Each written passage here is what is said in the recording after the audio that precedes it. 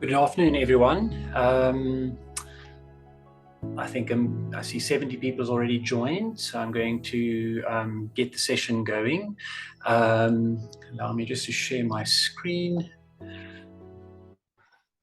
we go.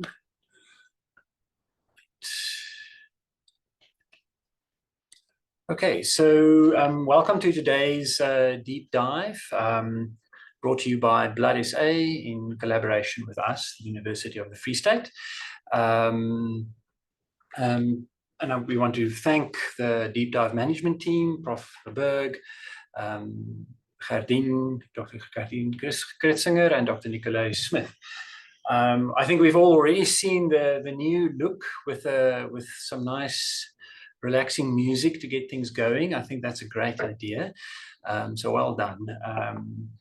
And we look forward to this year's program, and I think this is just going to go from strength to strength. So before we continue with today's program, the team would just like to put up a poll to see what the interest is in a hematology community bulk order for the WHO Hem 5, which comes in 2 volumes. And if there's a big enough order, we can receive the book at a 30% discount. So Gerdien and Nicolai, will you share the poll now? Should we fill in the poll now? Yes, I'm going to share it. So I think it's Nicolai. Great.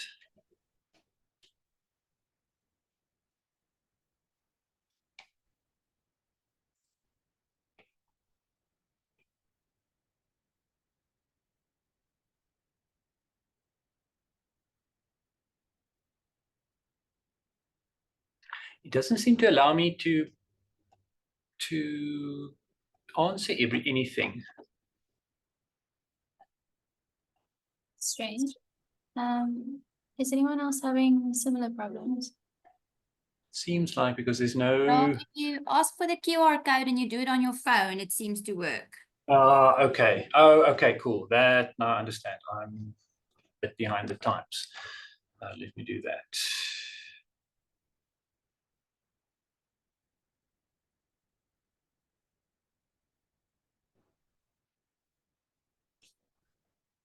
So everybody scan the QR, say get QR code and scan that, and then fill in the form.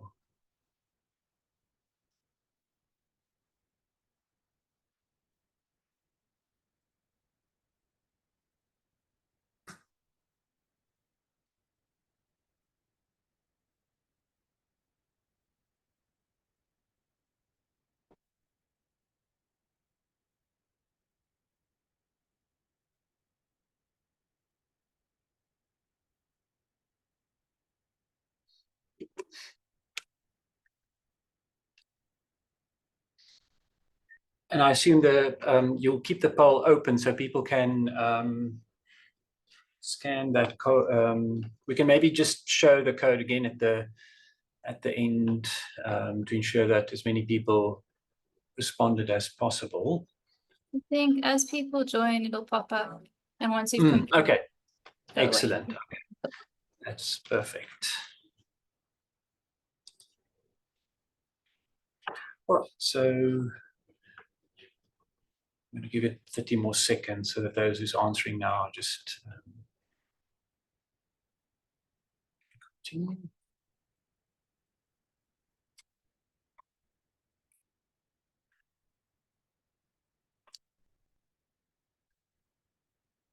All right, so on to today's program, which is I'm chairing, and the topic is APL and DIC, not apples and apples.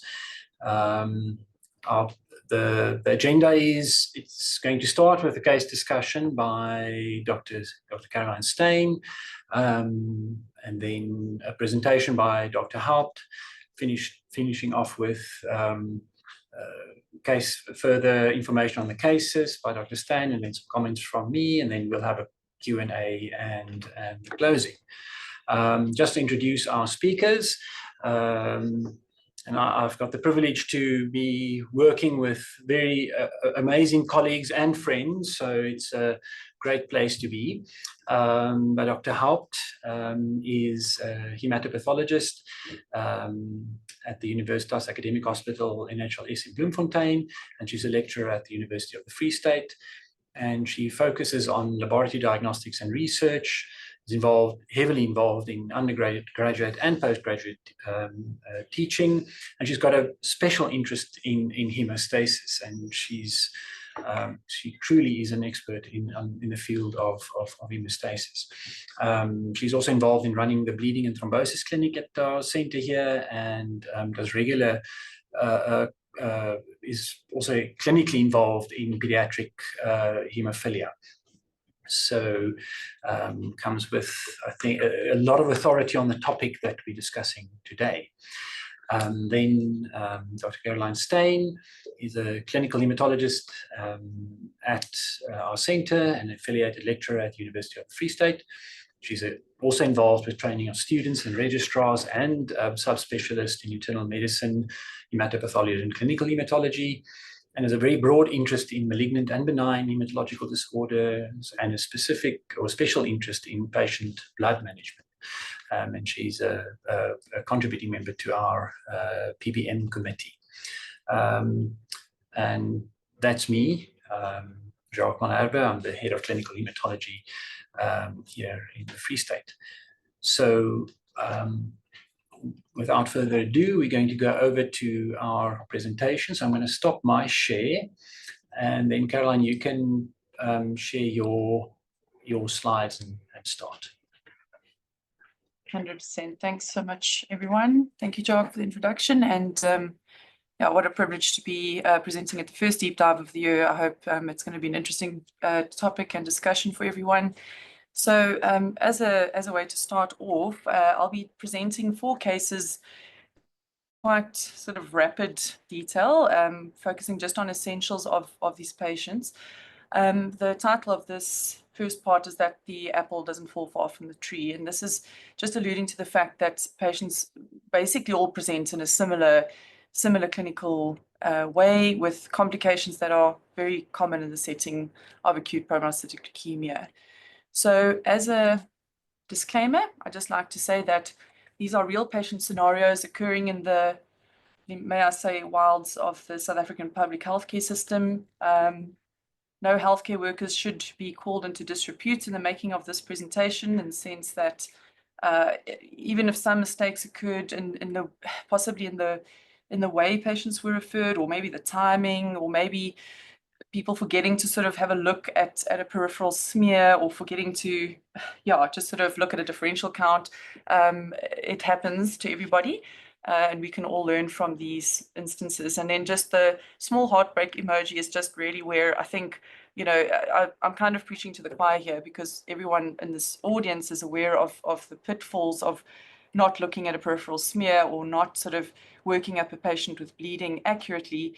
But nonetheless, it's sort of just to highlight where maybe things could have been done better. And then this presentation is rated PG 15-17, viewer discretion is advised. So our first patient is Mrs. MT. This was a 48-year-old lady from the Eastern Free State. She was HIV positive with good control. She presented to her local hospital early in November of 2023, and she was admitted, actually, interestingly, at the surgical department with hemorrhagic tonsillitis. And apparently this had been a recurrent problem where she'd been admitted sort of preceding the current presentation as well. She was noted to have thrombocytopenia and anemia, but sort of unfortunately her elevated white cell count was attributed to infection.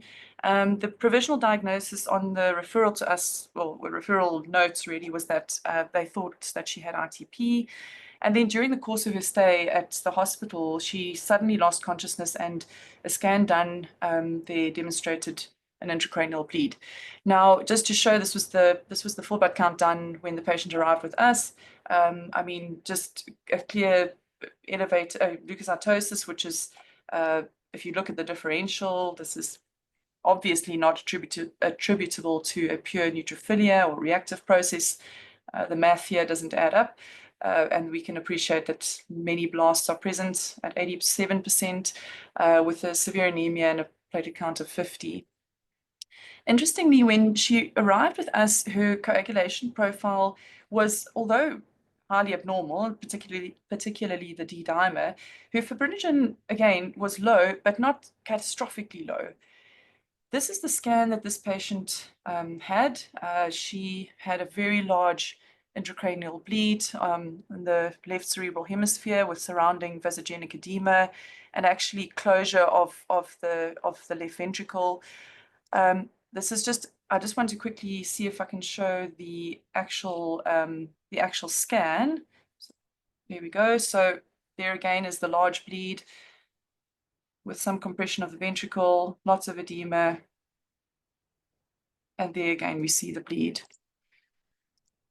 So when the patient was transferred to us on the 9th of November, she was noted to be pale with ecchymosis on her legs. She had a reduced level of consciousness, unsurprisingly, with a left gaze palsy and flaccid paresis of the right arm and leg, in keeping with the left cerebral hemisphere bleed. She was still spontaneously moving her left arm at this point, so we immediately initiated her on our high-risk APL protocol. We actively transfused her or supplemented her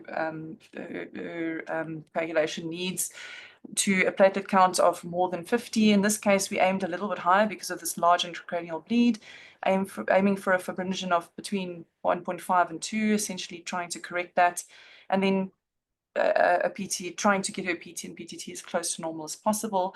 Due to the patient's reduced level of consciousness, she was unable to swallow. So we had to go and get Atra mixed at the pharmacy. We've done this a few times before, as it cannot be given via nasogastric tube. And this essentially involves dissolving the tablets in a suspension of oil, a specific pharmacological oil that then renders the tablet able to be given via nasogastric tube, and it forms this sort of thick, almost jelly-like solution that should be protected from light. So we're going to leave Mrs. MT there. We'll talk about her outcome later on.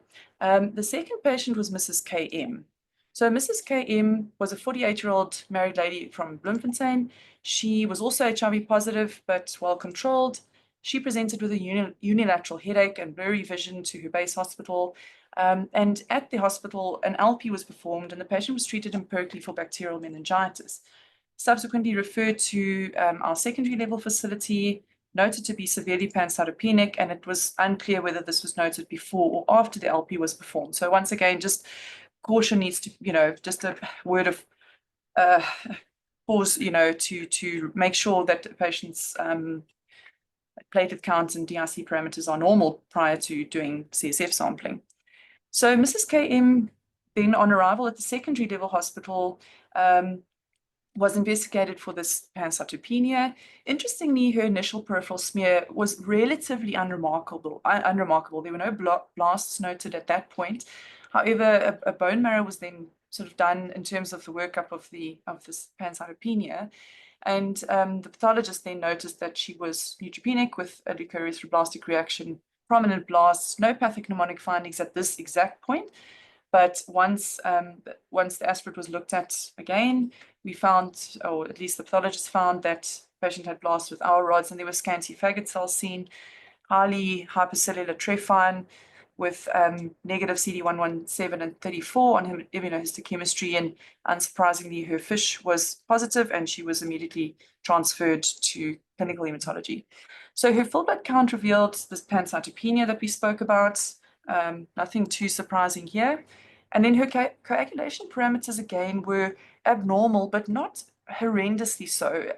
PT of 13, PTT of 29, again, low fibrinogen, but not the lowest we've ever encountered.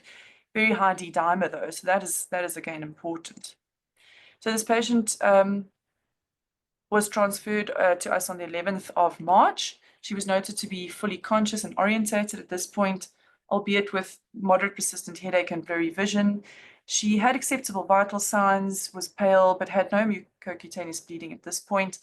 And she also had no neck stiffness or other neurological deficit apart from the visual disturbance. So she was also immediately commenced on our APL protocol, the SANS protocol, with aggressive correction of coagulopathy where it was needed. And because of her headache, we arranged a CT brain. So the first CT brain of Mrs. KM was actually unremarkable. This was on the evening of the 12th of March. So there was nothing abnormal on this CT. The clinical course was that the next morning, this patient was still awake, albeit with a headache. And she'd received by this stage 2 days of APL specific therapy, intensive management, like I say, of coagulopathy with thresholds, transfusion thresholds as previously mentioned. And around midday on the 13th of March, the patient walked to the bathroom and suddenly collapsed with a witnessed respiratory arrest. She was intubated, ventilated, and taken to radiology for a second scan, essentially. And also, because of the respiratory arrest, one just was worried about pulmonary embolism as well. So second CT, unfortunately now, this was basically 14 hours after the first CT. The second scan revealed a right cerebellar bleed, blood in the cisterns, as well as cerebral edema with basal cistern compression, and actually even a suspected venous sinus thrombosis, which one can sort of appreciate on the picture here. So once again, let me show her the video of this patient's scan. This pre-contrast, so it's not as visible as the other one, but one can appreciate that hyperdense lesion. Sorry, I'll try and pause it and just take it back slightly. So here again, is that clear? I mean, intracranial. So this is more likely to be that this is the bleed with some edema surrounding this area as well. So we are going to leave Mrs. KM there too. We will get back to her. The third patient in this clinical presentation is Mr. DH. So Mr. DH is a 31-year-old gentleman from Kroonstad. He's a father of a little girl, and he previously was employed in sales. He was HIV negative. He presented in March of last year with about a 3-week history of a frontal headache, diplopia, and vomiting. He was very tired, noted to be dyspneic, and he has had some unintentional weight loss and palpitations as well. And he actually also presented with some bleeding symptoms with gingival bleeding. So Mr. DH, his full blood count revealed again pancytopenia. Well, actually technically a neutrophil count of 1.5, still low, but his HB was 7, platelets were very low at 14. And once again, a very abnormal peripheral smear. So blasts were seen, typical findings of APL. Obviously, confirmatory testing was pursued. So Mr. DH's fibrinogen was a little bit lower than the other patients, 0.9. Again, with the D-dimer, that was markedly abnormal. Mr. DH also had intracranial bleeds. So this gentleman actually presented with multiple hyperdense brain lesions with surrounding edema involving the cerebral hemispheres and the right cerebellar hemisphere as well, which I will also endeavor to show. But just of interest, Dr. Haupt actually made me aware of a radiological sign that has been described in patients with APL presenting with intracranial bleeding, and that is known as the swirl sign, which I think we can probably demonstrate here. So essentially the swirl sign is within a heterogeneously sort of dense hematoma, there is focal hypoattenuation. So you can sort of appreciate this radio opaque area. It's probably not the right word, but essentially where there is a dense area of bleed, inside that there is a lighter area which actually represents ongoing hemorrhage.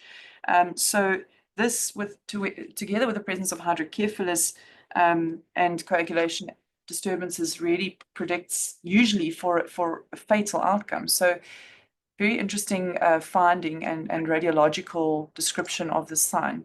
So this is Mr. DH's scan. A little bit of background noise, but you can appreciate really this very, very marked large intracranial bleed, also with surrounding edema and what we think is the swirl sign. We'll go and check with radiology if they agree with us at some point. So Mr. DH was, based on his blood counts, was actually deemed an intermediate risk APL, but classified as high risk because of these multiple intracranial bleeds. He also had retinal hemorrhages, and he was commenced on induction with aggressive correction of coagulopathy. Plus, just of interest, we tried something new, and I'm going to leave that up to the later discussion to reveal what we tried with this gentleman. And then the last case was Mrs. LN. She presented to us exactly a month ago. Sorry, I just want to get rid of the poll.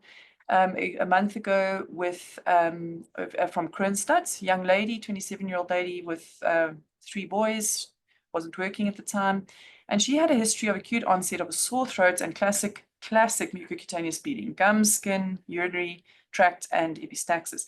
So she was referred from the base hospital directly to the ear, nose, and throat surgeons as a quinsy, which is also known as a peritonsillar abscess, without any traceable blood tests from the base hospital. So we went back and looked and couldn't see that sort of anything apart from a immediate referral had been done from the base, which I suppose, again, the purpose of this talk is not to point fingers.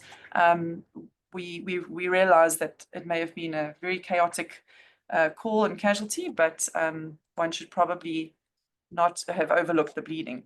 So Mrs. LN arrived at Universitas, and our astute ENT colleagues realized that the patient in fact had a large tonsillar hematoma and not an abscess, performed some basic investigations, and actually was diagnosed with APL whilst in the ward. And then our astute pathologist called them, and they called us. So we ran to go and see the patient. So this patient had a white cell count of 53 with an HP of 8 and a very low platelet count again of 21, with a leukoerythroblastic reaction, marked increase in blast, 90%, with really quite prominent and characteristic APL findings once again. And on flow cytometry, there was a population of myeloblasts in keeping with APL, and the FISH was positive. 2 days later, this patient's white cell count was actually 80. Her HP was 8 and her platelet count 17. And then again, her fibrinogen when she arrived with us was, although this specimen is noted to be old, so should be treated with reserve, was 2.2. Once again, very high D-dimer, but not a very low fibrinogen. This patient was then classified as high-risk APL. We started her on the usual protocol, and suddenly on day 2, it was our turn to panic because she was unable to swallow whatsoever, not even these small, tiny Atrosoft gel capsules.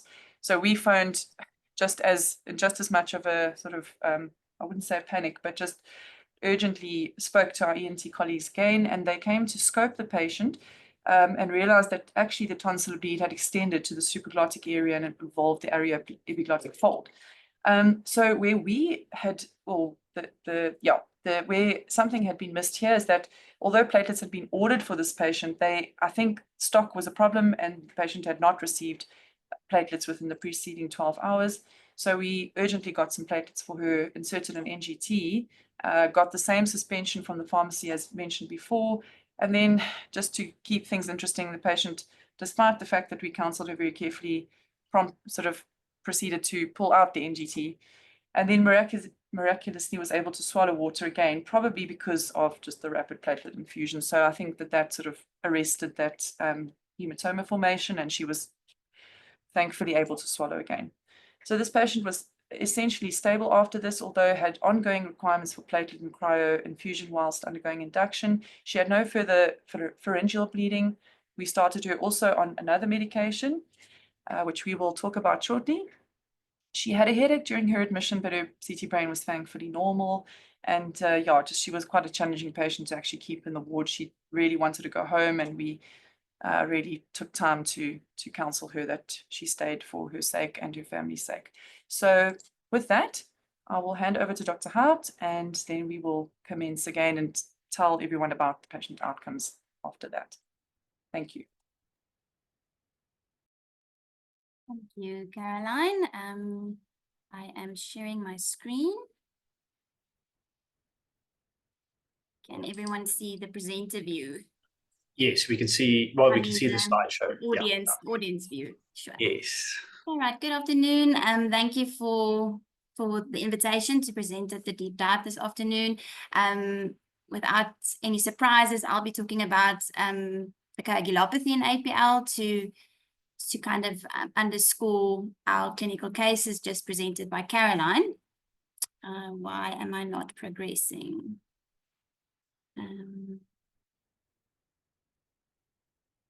There we go. Right, so first off, just a brief overview. I'm going to try and focus on the things that I think are interesting to the clinical discussion that is still to follow, and kind of skip over the things that I don't think are very relative to today's talk. But in short, we'll be looking at the history, the molecular pathophysiology, in-depth coagulopathy, physiology and pathophysiology. How can we predict bleeding in APL patients? I think Caroline has nicely illustrated how sometimes even the lab parameters and the simple ISTH-DIC score that we've got to our avail is not enough to predict when these patients might have catastrophic bleeds. And then we'll look at the management, which Caroline has also alluded to, what we can do differently to maybe prevent these catastrophic and life-threatening bleeds. And then we'll look at a few research questions that our group is very interested in.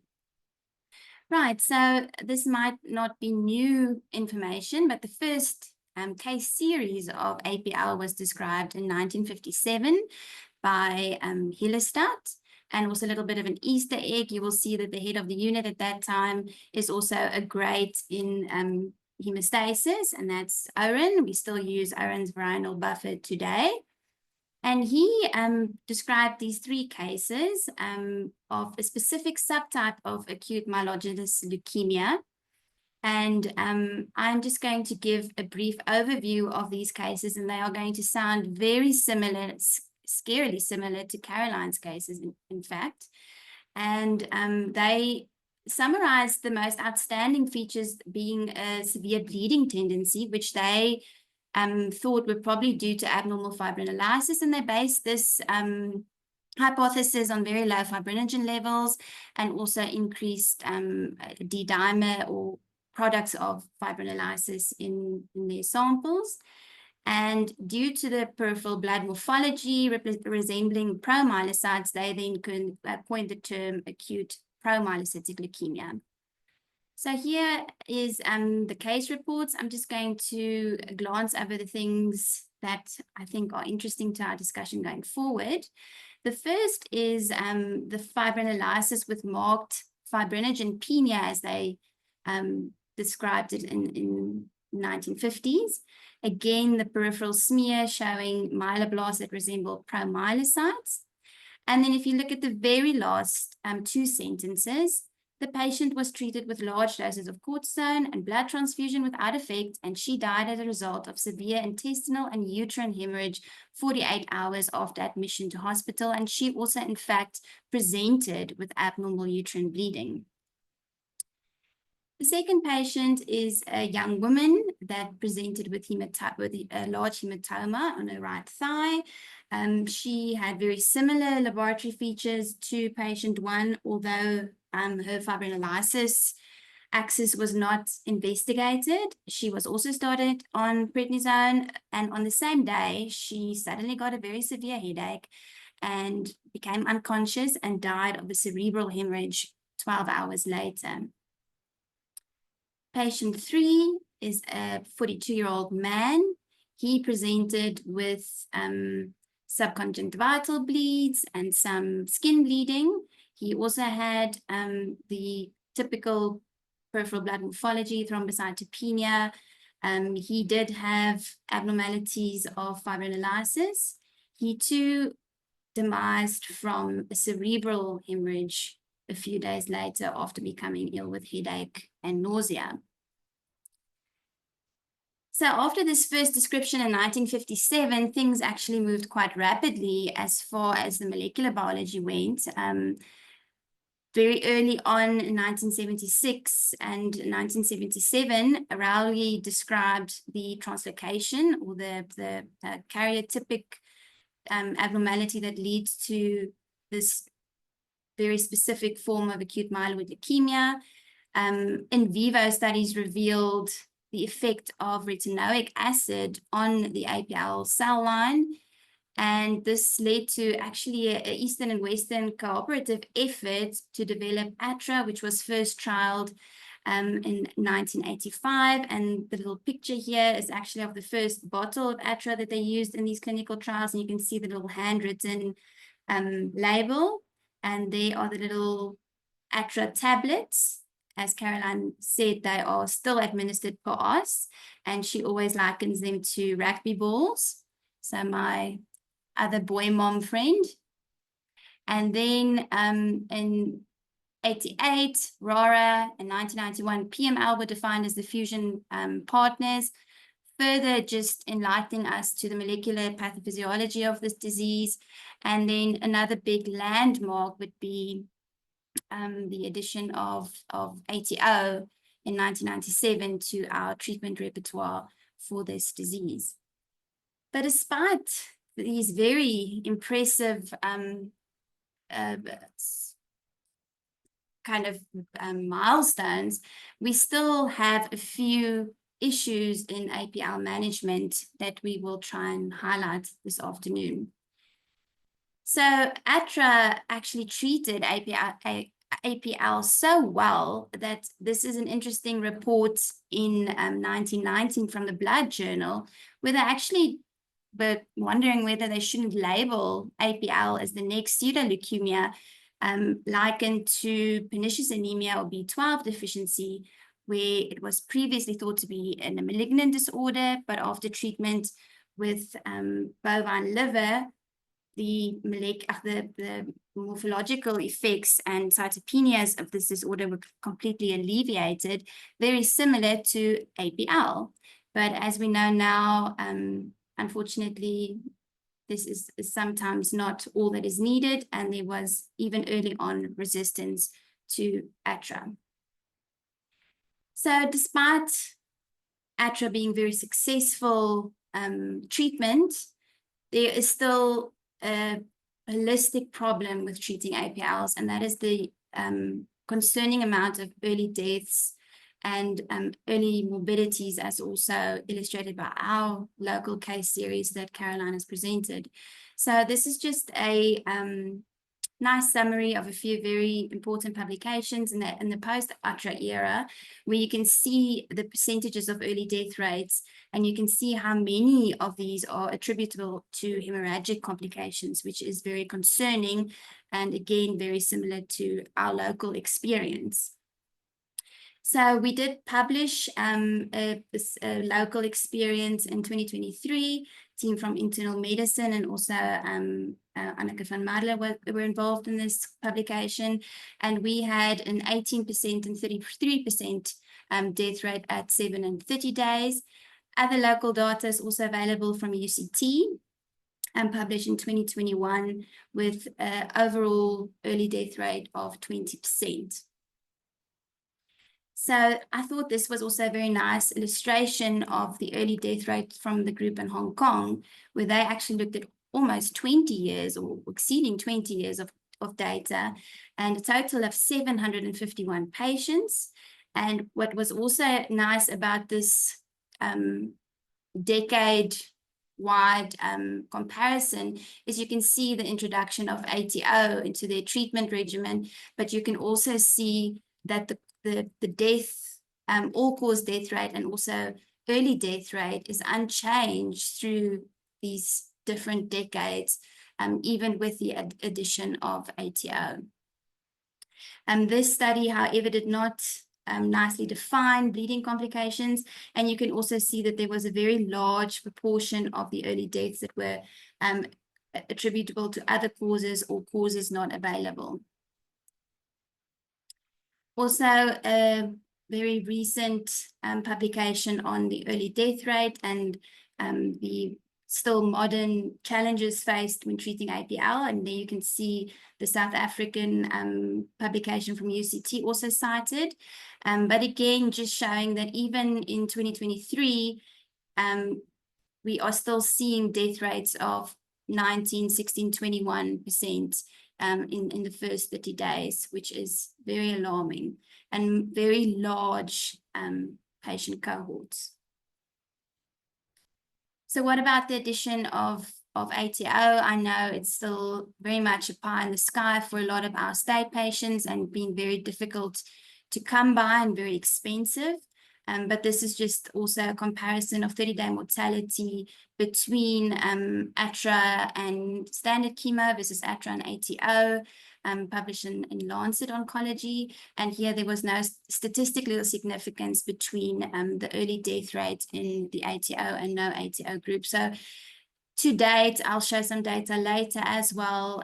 There's no clear decision where the ATO is really making a difference in the early death rate, and especially the coagulopathy associated with the early death rate. So I think as far as the molecular pathophysiology is, I'm going to skip over the finer details of this, and I'm going to summarize it as follows. So we know that it is a fusion between PML and the ROR alpha, and this basically means that this complex recruits co-suppressors onto the ROR response elements with very high affinity, which usually is displaced by physiological concentrations of retinoic acid, but in the case of the translocation, this can only be lifted by very high doses, as we do when we use ATRA or ATO.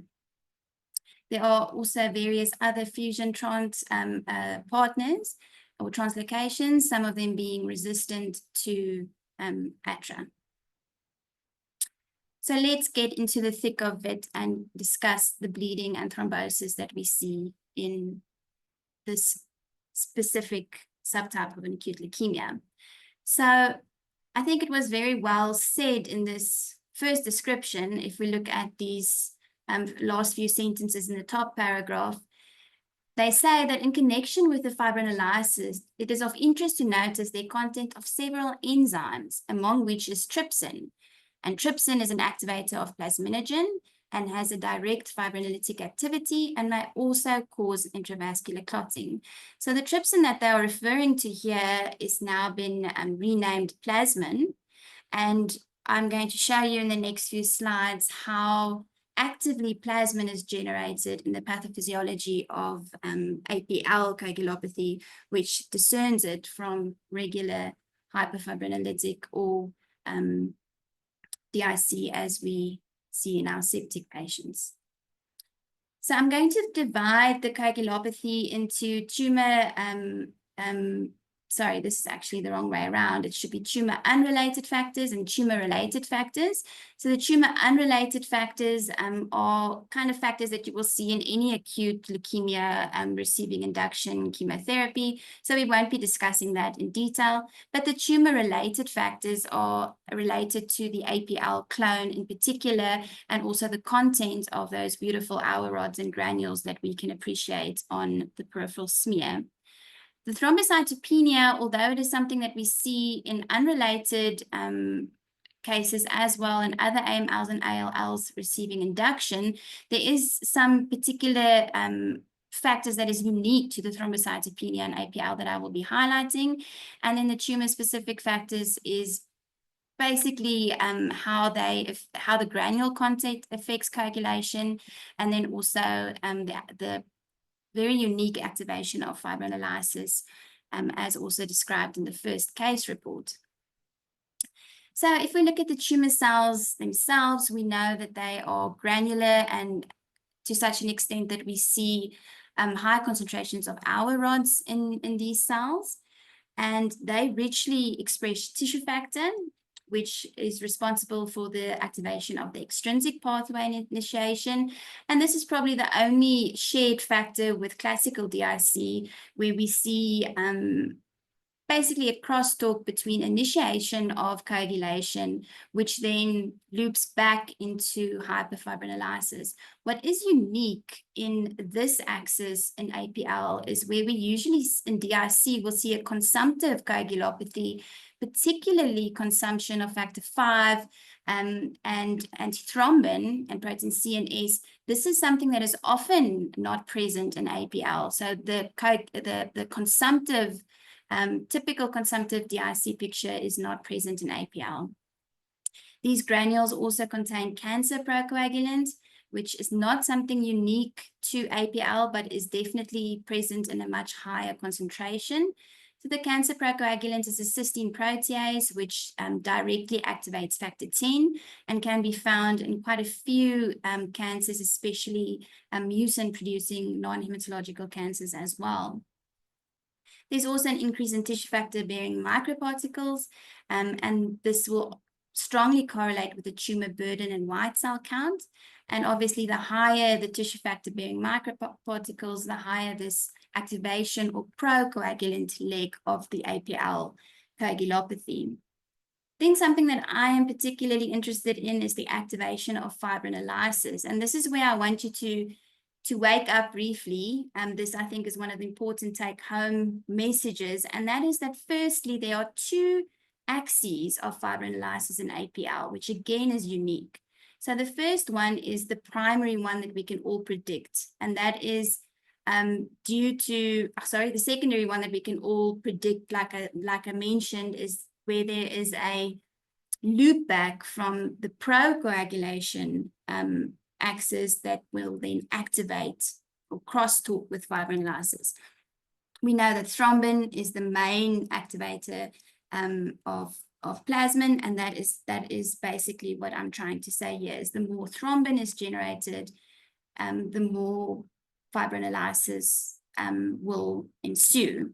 But then there's also a direct activation of fibrinolysis, and this is due to the granular content of TPA, UPA, the UPA receptor, and also annexin-2,1, which is expressed at very high concentrations within the granules and also on the surfaces of APL cells. And what you can see here, especially the primary candidates, if you know your physiology, is you basically have your activators of plasminogen, and you've also, in some cases, got low levels of the inactivators. So very low levels of pi and TAFI.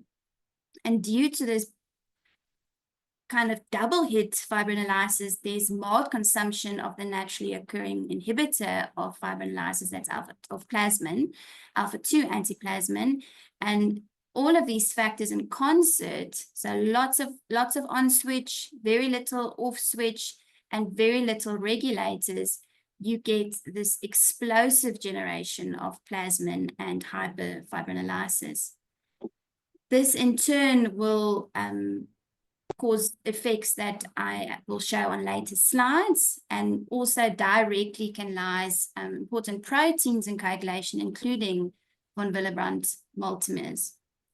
There's also a release of elastase by APL cells, which we know is important in an immune function, and this will again also cause lysis of von Willebrand multimers, and in some instances, lysis of endothelial junctions, which can cause and aggravate bleeding. I promised to allude to some unique mechanisms of thrombocytopenia in APL. As with any other bone marrow occupying tumor, there will be thrombocytopenia due to its kind of space occupying mechanism. But we do see in APL, and I'll show that in later publications as well, that the risk of bleeding is not so closely related to the thrombocytopenia as we see in other causes. So we do see, and as in our cases as well, see patients that get catastrophic bleeds with platelet counts well above 50. And one of the proposed mechanisms is there is increased expression of a molecule called protoplanin on APL cells. It's a transmembrane glycoprotein. It's usually not expressed on any hematological cells, but has been found aberrantly expressed on some tumor cells. And how this interacts with platelets is it actually activates a platelet receptor called CLEG2, which leads to platelet activation, platelet aggregation, and ultimately platelet consumption. And this might mean that some of the platelets that we are counting on our full blood count analyzers are not as biologically active as we would like, and are probably pre-activated, and in some cases can also, be aggregated and consumed much sooner. Remember about the acquired von Willebrand disease that we've discussed in relation to fibrinolysis and elastase release. And this will also obviously influence platelet dysfunction, especially in a collagen-dependent fashion. Again, concentrating us to the endothelial dysfunction and the bleeding that actually happens at the level of the endothelium. As illustrated by our case series and also by literature, I think also the UCT group showed a very high rate of early deaths due to intracranial bleeding. One has to ask yourself, why an APL? So we are not new to DIC. We are not new to very ill and kind of coagulation compromised acute leukemia induction patients. But we do see a much higher rate of intracranial bleeds in the specific subtype of leukemia. So what is it about the pathophysiology that makes the brain so susceptible? So just to show that this is also published data, so this to some of the clinicians in the audience will be a very kind of seminal publication. This is from the PATHEMA trial. And here they illustrated this high rate of intracranial bleeds, especially in the first 7 days of treatment, followed by pulmonary bleeds. And this is usually intra-alveolar bleeds, and then some other rarer bleeds. I just want to also be cheeky and mention that the stats that we see in this kind of table is already tailored to the number of patients that they excluded from the study. So just to show that they excluded 28 patients due to poor performance status, of which 15 had intracranial hemorrhage. So keep that in mind when you read these clinical trials and make sure that these non-eligible patients, kind of count them into this very high rate of intracranial bleeds. So let's look at why could this be? So a lot of the pathophysiology bullets will repeat here. We do know that there's activation of coagulation, so there is some consumptive element and decreased clotting factors in the brain. We know about the primary and secondary increased fibrinolysis, and there's a plasmin-dependent activation of metalloproteases that will break down the blood-brain barrier or the endothelial junctions, leading to increased permeability of the blood-brain barrier. Annexin A2 is also expressed at a 3 times higher level on brain endothelial cells, which might allude to why this is such a feature with the high TPA that we see in APL cells. But I think the core for me is this increased expression of TPA in the actual tumor cells. And this plasmin-independent activation of the metalloproteases that break down the blood-brain barrier is something that I think is underexplored. So some of these role players you will recognize from other hematological malignancies, but basically this axis is explained by TPA directly changing platelet-derived growth factor C into an active form, which can then signal through the PDGFR alpha receptor and increase blood-brain barrier permeability. And this I will show you a little bit more practically in a minute. And there's also evidence that TPA, together with its natural inhibitor as a complex, is still active to signal through this pathway. So even when bound to pi, there is still signaling. So that is also quite interesting. And then also remember about the platelet dysfunction as far as acquired von Willebrand disease goes, and also the abnormal aggregation and activation through the CLEG2 receptor. So this is just a little flow diagram of showing why the brain is so susceptible to bleeding in APL. So first off, we've got, again, the coagulation the typical kind of DIC model, but then the plasmin-independent signaling through PDGFR alpha, leading to increased blood-brain permeability, and then also the direct effect of plasmin on the extracellular matrix and through activation of metalloproteases. So a lot of what I'm going to discuss further is from lessons learned from the cardiologists in ischemic stroke. So as has been the standard of care for many years, patients that present early with thrombotic stroke can be treated with therapeutic TPA, but often a common complication of this treatment is intracranial bleeds. And this is illustrated by many modern publications in both cardiology and neurology journals. This is a publication from our very own blood journal, but with the cardiology angle, where they try and explain this increased risk of intracranial bleeding in thrombotic stroke after treatment with TPA. So here you will recognize the axis that I've just explained. So TPA changing platelet-derived growth factor C into its active form, which can then signal through the PDGFR alpha receptor, leading to increased permeability and increased risk of bleeding. The focus of this publication is on VEGF through the VEGF-R2 receptor, and this is something that only happens after a delayed thrombotic stroke where there's also marked endothelial ischemia, and this is then a signaling that takes place there. And this publication actually explains about a novel inhibitor of this pathway trying to battle this common complication of post-TPA intracranial bleeds.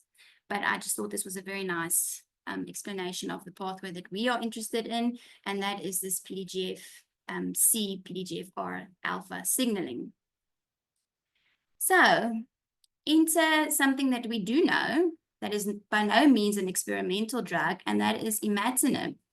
So the cardiologists having tea with the hematologists heard of this drug that we sometimes employ against PDGFR alpha, and they decided to give it a go to try and prevent this common complication with TPA therapy.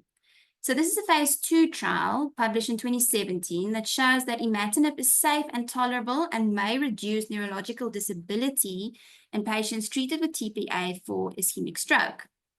So currently there is a phase 3 trial underway. I've checked the data very recently, and there's about 1,300 patients already enrolled in this trial. So I am sitting on the edge of my seat to see this publication.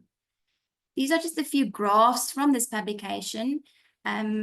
These are all depicting the mean NIH stroke score, which is basically a conglomerate of features denoting the neurological status of these patients post-stroke. And you can see the control group, so that's the no imatinib group versus the imatinib group with a 95% confidence interval, so you can actually just look at the solid lines.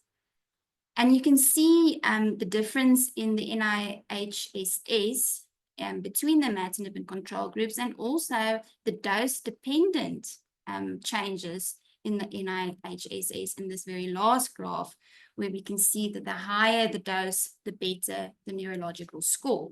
So this is very exciting data. I'm going to leave the rest of that to the clinicians for discussion afterwards. I'm just going to do the flip side of the coin, and that is thrombosis. So although much less than the bleeding complications, yes, there is also an increased frequency compared to other acute leukemias. There are some predictors of thrombosis, which is different, clear-cut predictors of thrombosis, which is a bit different from bleeding predictors. And I am going to leave that there and go on to talk about bleeding. So how can we predict bleeding in APL patients. And I think that for the lab is a big focus.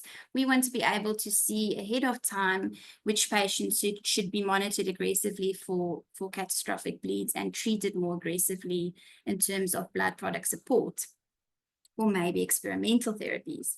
So there are features of, for some reason, I see I've switched on some kind of drawing tool here, so excuse that. So there are indicators of disease burden. There are the classic coagulation parameters, and then there are also coagulation unrelated parameters that can predict bleeding in APL. So this is a nice summary of other case series and trials that have tried to compare predictors of bleeding and specifically early death related bleeding, and try to see which of them were the most sensitive to predict bleeding complications. And you can see quite a few old timers here, things like the platelet count, so the fibrinogen, D-dimer, PT, that's the basics of the ISTH scoring system, but then also the diseases of the markers of disease burden, so that's the white cell count and also LDH. And the other markers, there are a few not mentioned in this paragraph, but creatinine, performance status, the presence or absence of differentiation syndrome, which a lot of authors think is very similar to disease burden surrogate. And there are also other authors that added albumin to the other markers. My green marker is getting worse and worse. Sorry, I don't know how to fix it. It's not you, Lariska. There's somebody else who's got it activated. Oh, okay. I apologize. Try and look past it. So just to summarize the predictors of bleeding.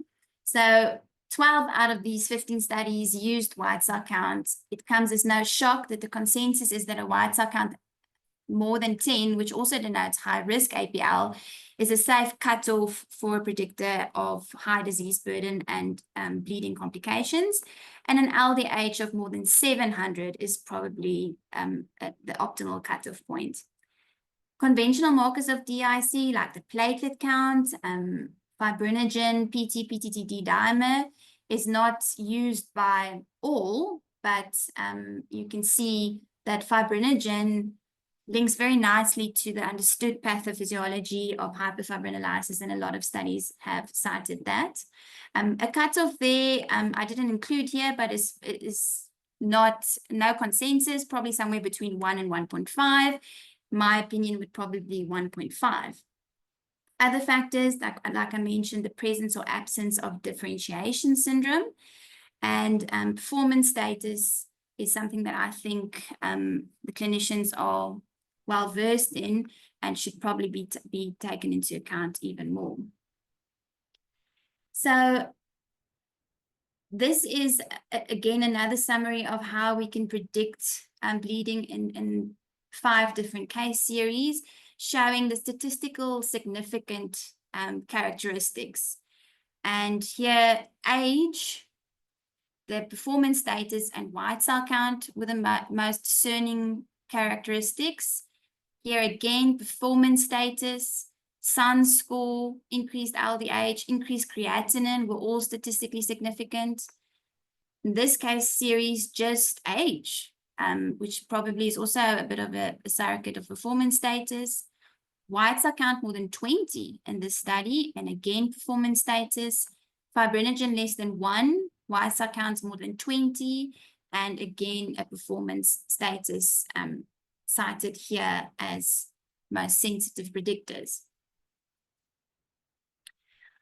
This summary of early death and demographic and clinical characteristics, I just put in here to show that even if you had to commit to one marker, it is very difficult to kind of show that in all patients that suffer catastrophic bleeds.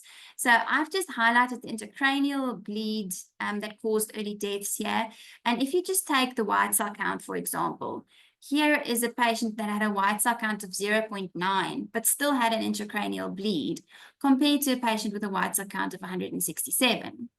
If we look at the platelet count, I alluded to this earlier, but here is a patient with a platelet count of 83 that still suffered an intracranial bleed. Fibrinogen cutoff, this is a very low fibrinogen of 0.6, 0.7, but there are also patients with normal fibrinogen levels that had catastrophic bleeds. And here also is the presence or absence of differentiation syndrome. So there's not one marker that we can kind of apply to all of our patients and say, this is a definitive predictor of bleed or not. And that is what is so concerning in these patients. From the same study, they proposed these following statistically significant predictors. And again, performance status, fibrinogen, hyperfibrinogenemia, high LDH, and then abnormalities in the ISTH-DIC scoring system. A few predictors that are used in clinical trials that we do not have in our routine laboratories is the measurement of alpha-2 antiplasmin, which to me makes sense. And in a very old publication, there was a definitive correlation between that and the degree of hemorrhage. So how do all these predictors and pathophysiology, how can that affect our management? Well, the first and foremost, most important thing is we need to treat with ATRA or ATO, whichever regimen is being used at your center immediately. So decreasing the tumor burden and decreasing the abnormal signaling is the only specific treatment that can be administered at this point.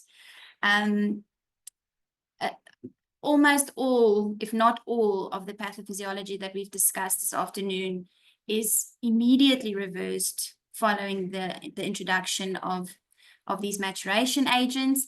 And this has also been confirmed in vitro in the NB4 cell line, which is the APL cell line on which most research is being done.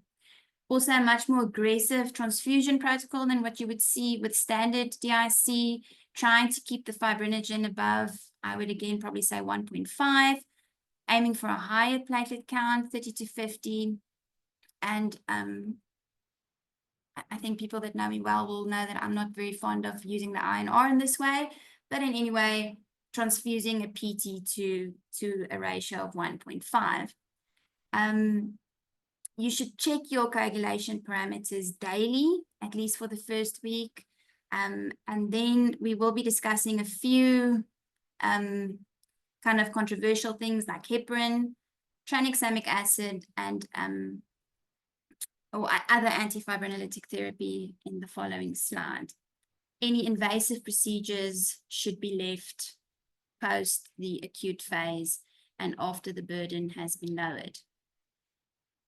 So what about the addition of ATO? Is this something that we should advocate for? Will it improve these early deaths due to coagulopathy?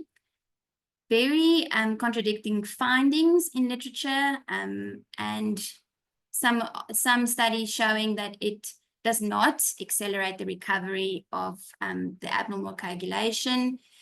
In the New England Journal of Medicine in 2013, this publication showed no hemorrhagic deaths in the ATRA-ATO group, but coincidentally also no intracranial hemorrhagic deaths in the ATRA and chemo group. In 2017, no early deaths in the ATO group, 4 in the control group, although it did not specify that these were bleed-related deaths. And then in the AML 17 study, no hemorrhagic deaths in the ATRA-ATO group, but 3 in the ATRA chemotherapy group. So a little bit of contradicting findings in some of the randomized controlled trials. What about antifibrinolytics? I've been droning on about how important fibrinolysis and abnormal fibrinolysis is in this coagulopathy particularly. Why not just give tranexamic acid, the hematologist's friend, and be done with it?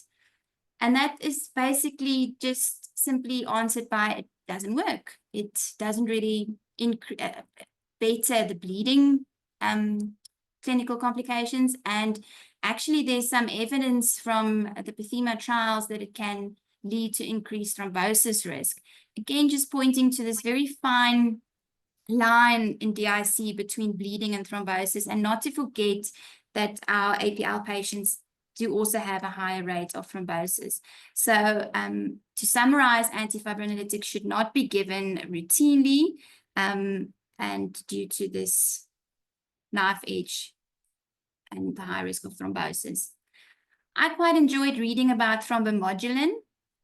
So the Japanese DIC team is very fond of thrombomodulin, and most of the trials are trialed in a septic model in Japan, and they have also tried this in APL.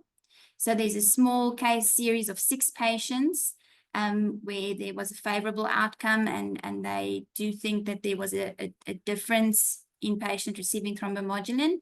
And then this is a retrospective analysis of 172 patients who received thrombomodulin, again with favorable outcomes, but probably needing prospective randomized controlled trials. So what about other future targeted therapy? What about imatinib? So I'll leave that to our clinicians. What about metalloprotease inhibitors, inhibiting both axes of the deterioration of the blood-brain barrier? What about something that just stops TPA? What about a TPA inhibitor or PI analogs that can try and target this plasmin-independent breakdown of the blood-brain barrier? And then some research questions, probably more on the lab side, is there a better way to predict intracranial bleeding in APL? Because obviously we aren't doing it well at the moment. Some markers that might come to the forefront to answer this question is pi-TPA complexes. And what about plasmin and annexin A2 complexes? There is an article about tumor necrosis factor alpha and interleukin-8 levels predicting intracranial hemorrhage in APL. There's also a very interesting article on CD203 expression on APL cells being a predictor of intracranial hemorrhage. CD203 is a marker often found on basophils.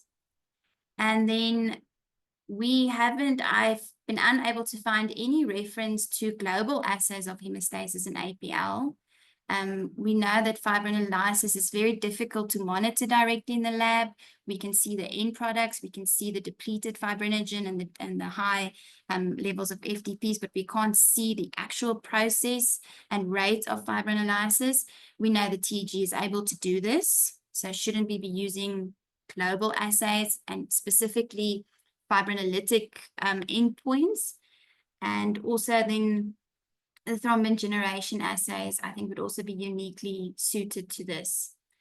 And what about a combined coagulopathy score using a few biomarkers, just like the ISTH-DIC score was introduced, to try and better predict bleeding and manage these patients appropriately? And that's it from me. I think I'll hand back over to the clinicians, and then we'll take questions at the end.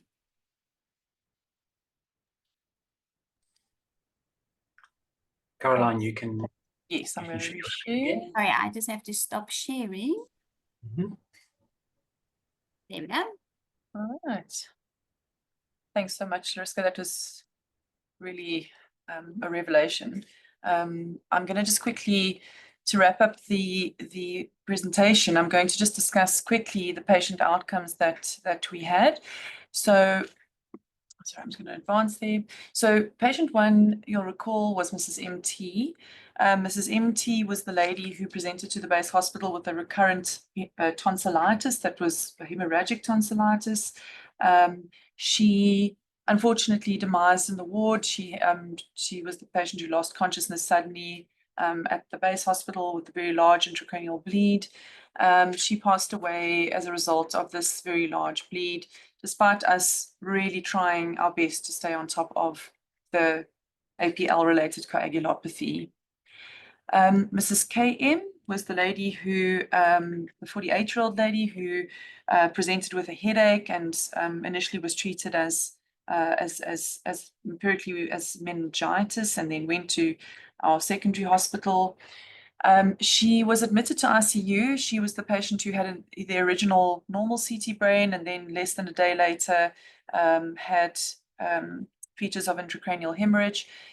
She was admitted for supportive management initially, but to sort of sum up a very long story, she was unfortunately declared brain dead after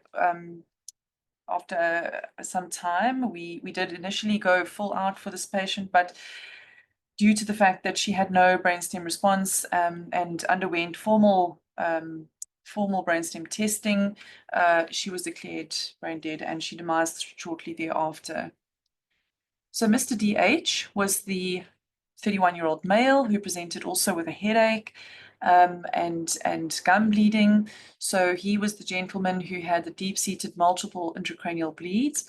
So he maintained a normal GCS in the ward with only a moderate ongoing headache, despite those very large multiple bleeds and the patient that I showed you who had, we think, had a swirl sign. So we started this patient on imatinib pretty early on. I think it was within a day or two. Jock, you'll just remind me or correct me if I'm wrong. But this was because of the actually because of Lariska's amazing talk that she gave at our local academics. We decided that this was definitely something we should just try. So after induction and high-risk protocol consolidation, he is in a molecular remission with no significant residual neurological adverse events. He did receive intrathecals because of the high-risk nature of his disease as part of his treatment. He was seen by the ophthalmologist and they addressed his retinal bleeds. And this patient is again back at work, economically active and doing exceptionally well. So just to show you, this gentleman presented on the 12th of April, and this CT, we basically wanted to check what was going on in his brain, whether there was resolution of these bleeds, whether there was progression, because he still had a headache. So 12 days later, Mr. DH's scan looked like this, and you'll remember that he's obviously still got a lesion there. Let me show you his repeat scan. But there's definitely improvement of the vasogenic edema. Just go back again. So I think the point is that although the bleeds are still visible, they're definitely not worse. And the patient was maintaining normal GCS. Mrs. LN, our most recent patient, has actually just recently completed induction with the addition of imatinib, and she went home for a break. She was readmitted literally today to start consolidation. And we are also incorporating intrathecals into her treatment. This was the patient who had the pharyngeal bleed and could not swallow her tablets. So just that I'm going to put this slide on because this is what we found. This was our real world experience with these patients. Mrs. MT did not receive imatinib. She demised. Mrs. KM also did not receive imatinib and she passed away. Mr. DH did receive it early on and he's alive in remission, and Mrs. LN received imatinib and she's alive receiving consolidation.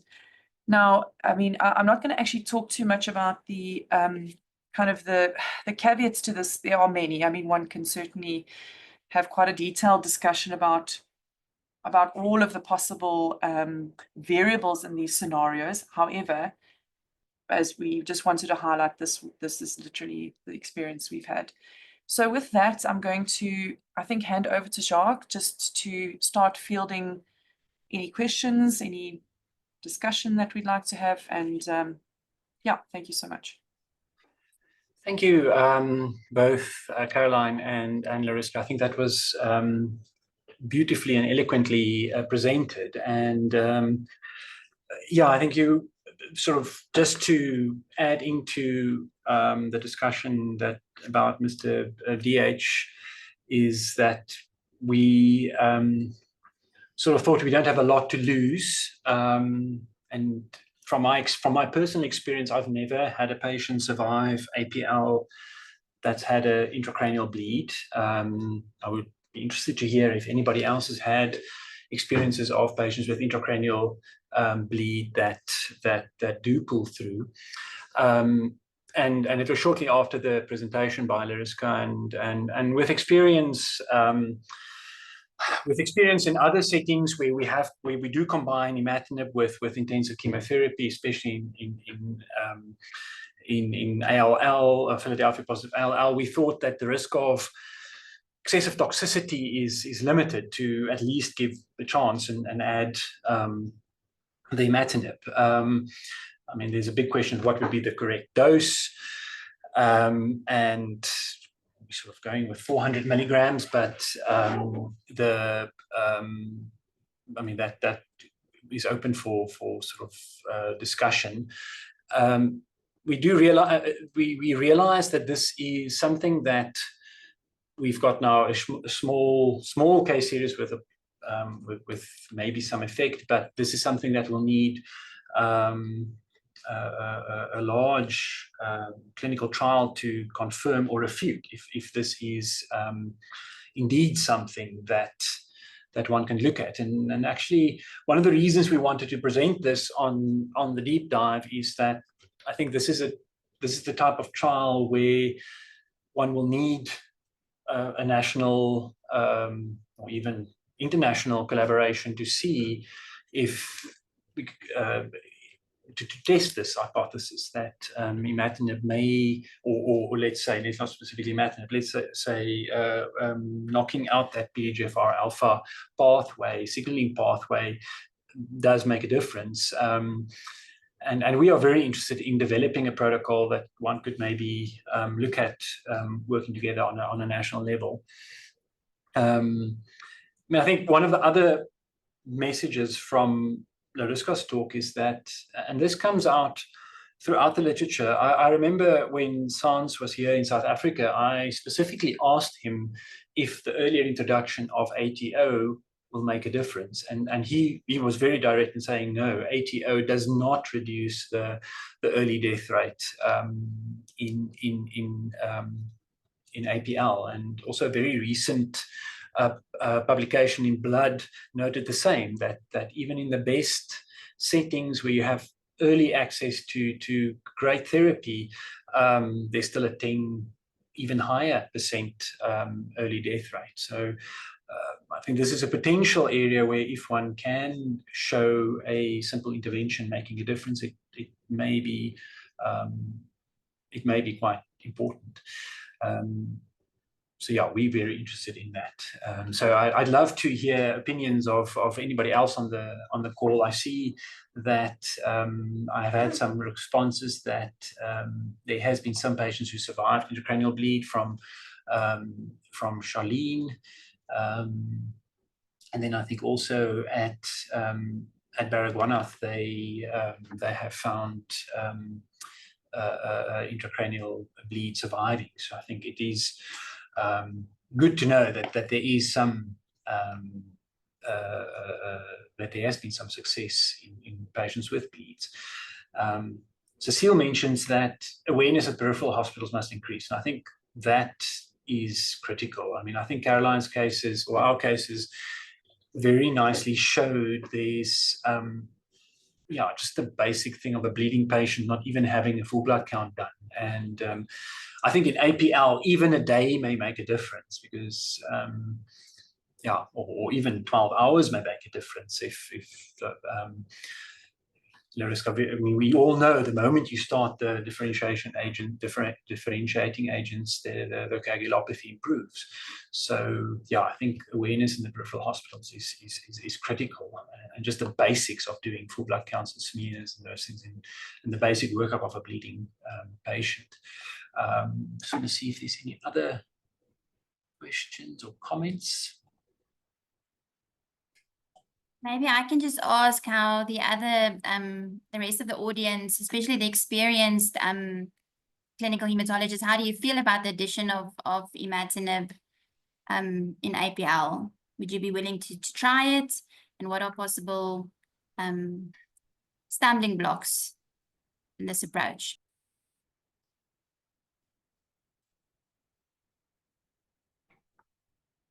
See if anybody. Sorry, I suppose we are shy to be senior, you know. So I think I would love to hear from Cecile or any of the other people who would call themselves senior. I see Charlene is happy. She says, I think in the setting of the trial, we can see what she says.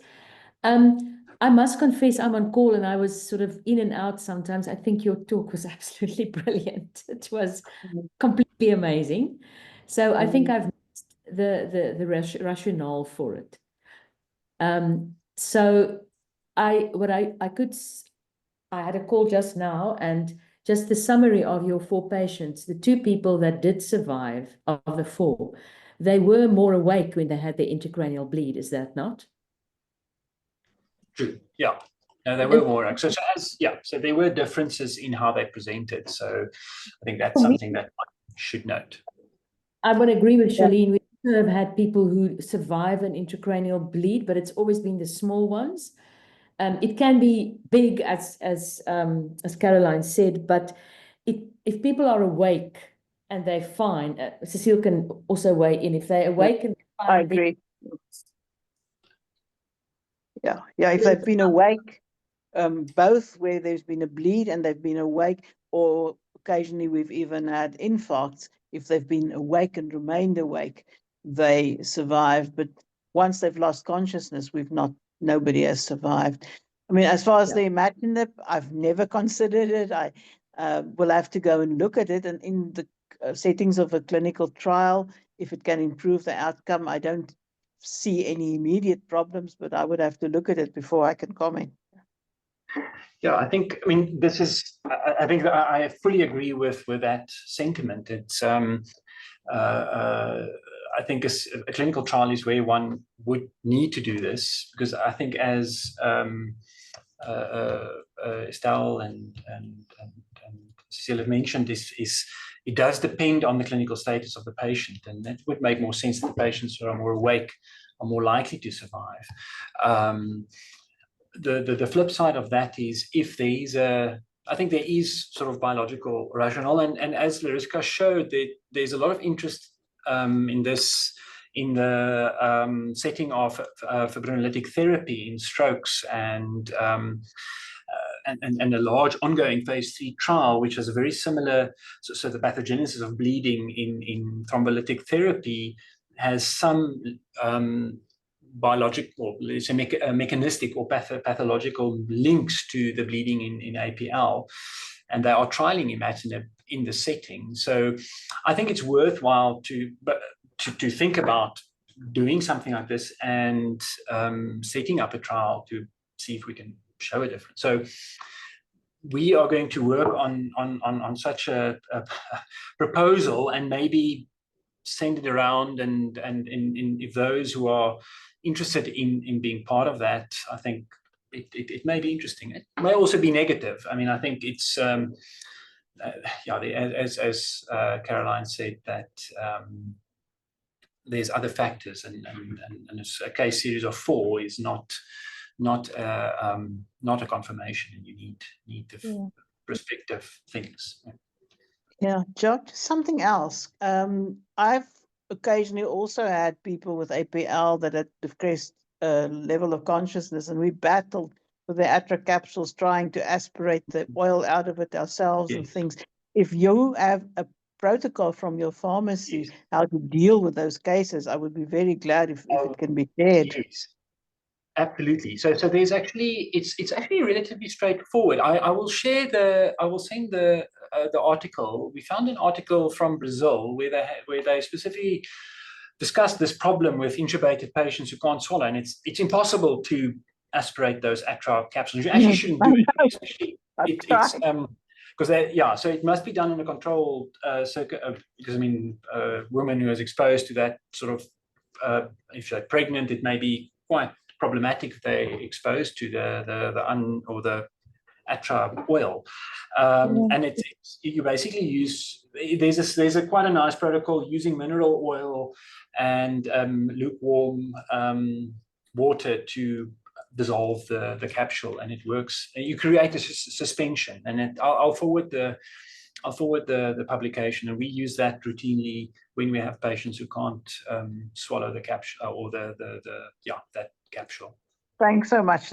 That's great. I hope we don't encounter one soon, but over the years, I've certainly had that problem. Thanks very much. No, it's a big problem. You can't break those capsules. Hi, Yeah. Jacques, it's Charlene. Hi, Charlene. Yeah, Yes. hi. I think somebody had shared that protocol with us in the group. I don't know if it was Karen. And we tried to get that done in our pharmacy, and our pharmacy didn't help. They didn't have what you were talking about. So we read on further, and we've been using olive oil. So that's so another we used possibility. olive oil, and we've actually managed to save a patient or two that's not been able to swallow. And I also would be a bit cautious about, whether the imatinib is effective or not, because our challenge, I think, in KZN is that oftentimes we are receiving a lot of the patients late. So I think firstly, we need more awareness amongst the technologists that work in hospitals that are not in a central or tertiary hospital. Oftentimes that's where the challenge lies. The slides have to be sent to the lab at Albert Lutuli. So I think one thing that would actually help to improve patient outcomes if technologists are trained to actually pick it up early. The patients that, as I think it was Cecile that mentioned, that the patients that have the smaller bleeds are the ones that tended to survive. Those that have those catastrophic bleeds are the ones that usually are the ones that would demise. So I think there's a few things that need to be. It's not as straightforward as we think it is. It's very complicated. Taking your healthcare environment into account and the patient condition, and so that's just been my experience in KZN. Those patients that come with very high white cell counts as well are problematic. And thank you. But it was really, really informative. I didn't know about the imatinib thing, so I think we'll keep a lookout on that one. Thank you.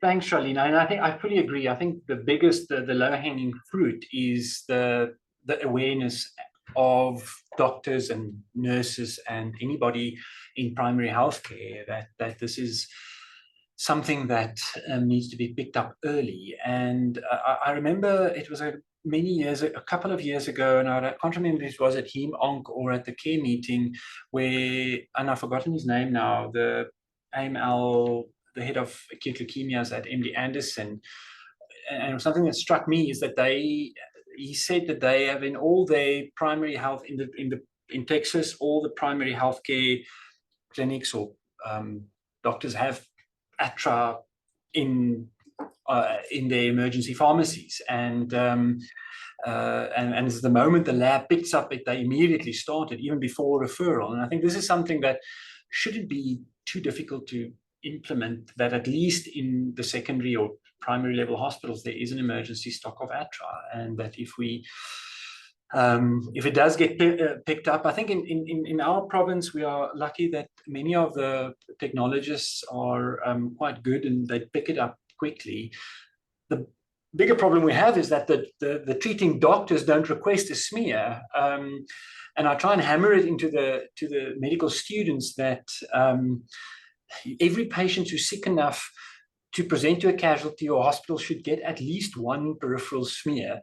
Do not miss these sort of things. And so I think, I fully agree that there's a big low-hanging fruit there. But on the flip side for me is that even in the best places in the world where all these things that we struggle with are in place, they still see an increased that's still the main problem. And that's why I think it's worthwhile to look at this. And nobody else that we could find is actually talking about this in the APL setting. So it may be something. So we are quite keen. We'll work on it and send it around. But thanks for all the comments, everyone. I think it's been a very good discussion. Jog, I sorry, think, there's just Prof. another I've V- had my yeah, hand Prof. for V the has past his 10 hand up. minutes. Oh, sorry, I missed that. Please, Sorry, go ahead. Yes, I missed sorry that. about that. This is for Lariska, and it's around the research questions you asked, predicting the risk of catastrophic or other big hemorrhage. My question one is, has there been anything coming out from artificial intelligence modeling, machine learning, that kind of thing? Are there any papers using the multiple parameters, putting them together and getting some kind of pattern or score? That's my question. No, There and is- I think that's a very good question.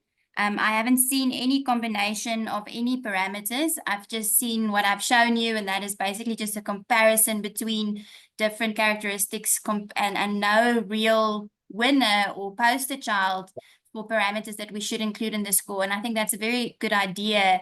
I think I'm also definitely, together with Joel, going to look at some other calculation parameters that we might be able to include in a score like that. I Yes, think it's a good idea looking at AI. yeah, the background being that the likelihood is that someone is going to craft a new assay or test, if you will.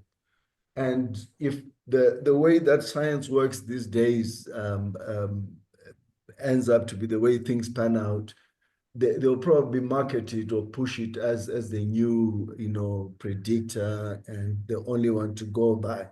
I don't think that any one parameter will be the answer. No, I agree. And I'm no soothsayer, but the answer is probably going to come from putting together a whole bunch of parameters, including the very simple ones that we have, and then trying to work out, using bigger numbers and data, what might work. We've got so many patient series where we can kind of look at a model like that retrospectively, just between our cohort and UCT's cohort, we can actually look at a lot of that data retrospectively using a combination of markers. So Robin, and I'm not marketing for him, I haven't spoken with him, but Robin Ethan Khantana, because he is quite mathematical modeling clever. I definitely agree with Joel.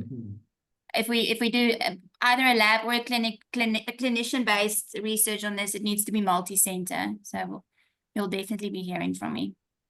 Lovely. Thanks.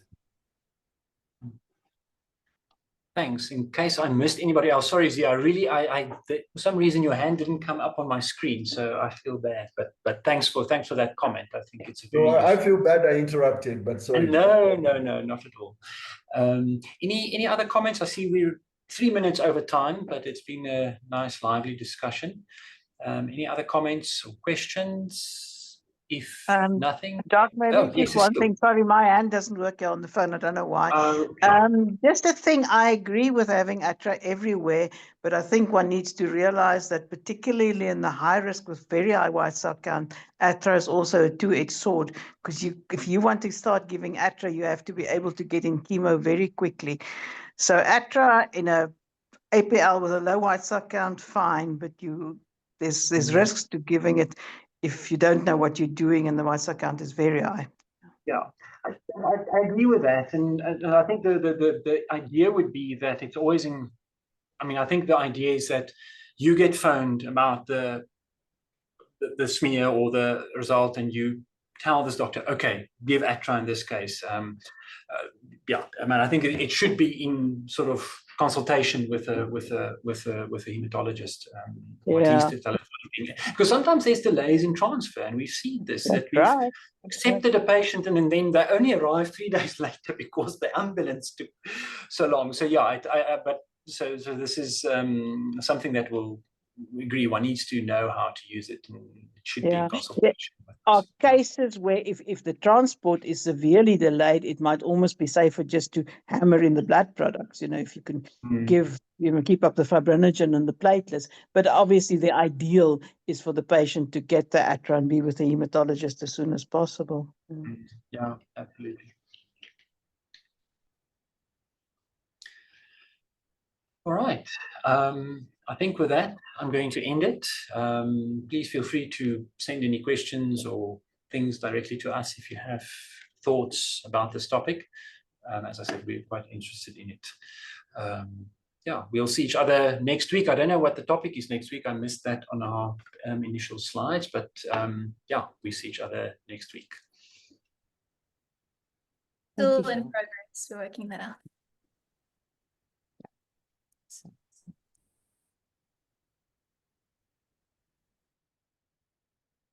Cheerio.